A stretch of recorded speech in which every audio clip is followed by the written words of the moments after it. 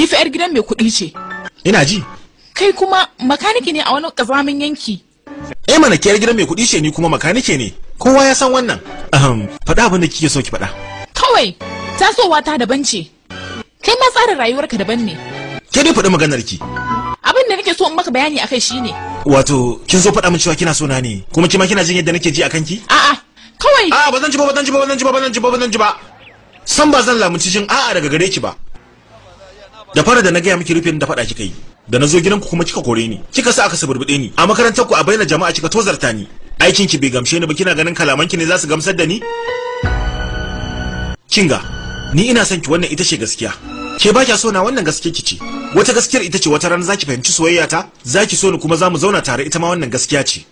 Amma ta yaya, yaushe hakan zai faru ban sani ba, amma dai za mu rayu tare saboda soyayya ta gaskiya ce. Kya iya tafiya.